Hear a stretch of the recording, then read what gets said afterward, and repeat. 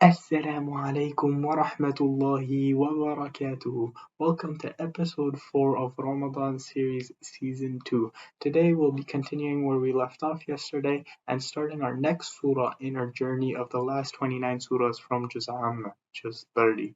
Today we'll be taking Surah Al-Ghashiyah, the Overwhelming.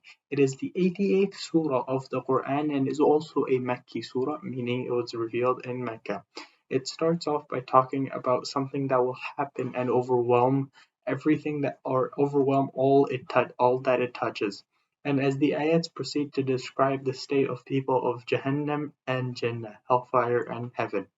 The implications of this is to show that there are only two fates that will happen on Yawm al-Qiyamah, Day of Judgment. Then Allah's signs are shown and offered as proof for this concept. Then the surah closes off with the instruction to the Prophet Muhammad sallallahu alaihi wasallam that while he must preach the message of Islam, he does not need to worry whether if the people listened or not. That is for Allah subhanahu wa ta'ala to handle. أعوذ بالله من الشيطان الرجيم بسم الله الرحمن الرحيم هل أتاك حديث الغاشية وجوه يومئذ خاشعة عاملة ناصبة تصلى نارا حامية تسقى من عين آنية ليس لهم طعام إلا من ضريع لا يسمن ولا يغني من جوع وجوه يومئذ ناعمة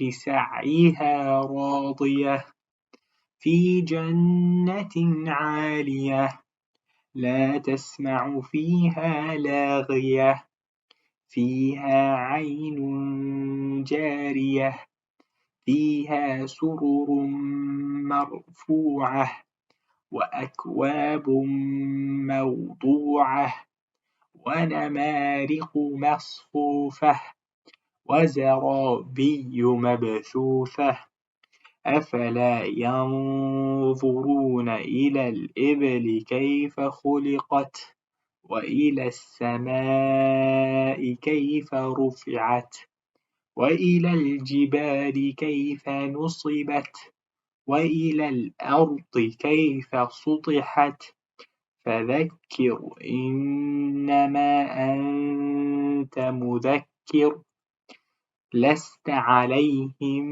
بمسيطر إلا من تولى وكفر فيعذبه الله العذاب الأكبر إن إلينا إيابهم ثم إن علينا حسابهم. In the name of God, the most compassionate, most merciful. Has the news of the overwhelming event reached you, O Prophet? On the day some faces will be downcast, totally overburdened, exhausted, burning in a scorching fire, left to drink from a scalding spring. They will have no food except a foul thorny shrub, neither nourishing nor satisfying hunger. On that day other faces will be glowing with bliss, fully pleased with their striving, in an elevated garden, where no idle talk will be heard. In it will be a running spring, along with thrones raised high, and cups set at hand, and fine cushions lined out, and splendid carpets spread out. Do they not ever reflect on camels how they were masterfully created, and the sky how it was raised high, and the mountains how they were firmly set up, and the earth how it was levelled out? So continue to remind them, O Prophet, for your duty is only to remind, you are not there to compel them to believe. But whoever turns away persisting in disbelief, then God will inflict upon them the major punishment. Surely to us in their return then surely with us is their reckoning. So the surah begins, as I mentioned earlier, with a shock statement. هَلْ أَتَاكَ حَدِيثُ الْغَاشِيَةِ? Has the news of the overwhelming event reached you, O Prophet?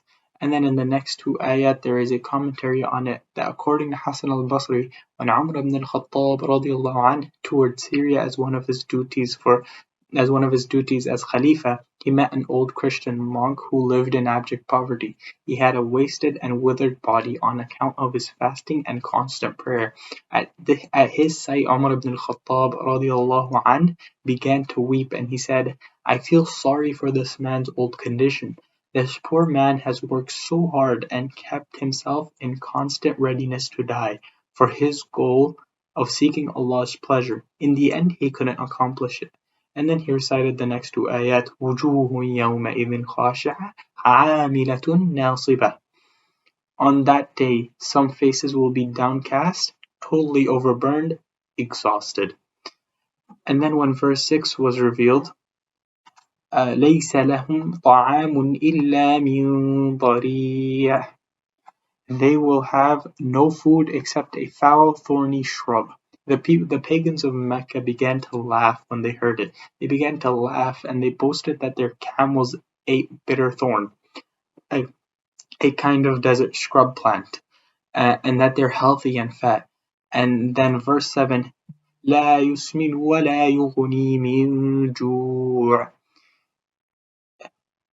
Neither nourishing nor satisfying hunger. So it was revealed as a response to make a point that the bitter thorn of Jahannam or hellfire is not like that on earth.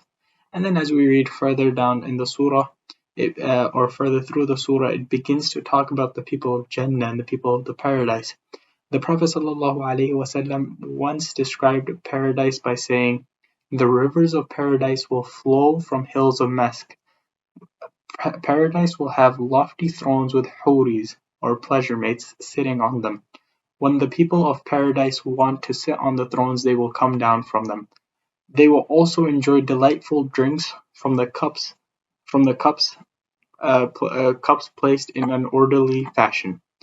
And then the surah closes off and ends with the instruction to the Prophet ﷺ to continue preaching and continue reminding the people and not worrying about the people listening to him, as Allah will handle it and hold them accountable. Jazakallahu khairan for watching today. See you tomorrow, insha Allah.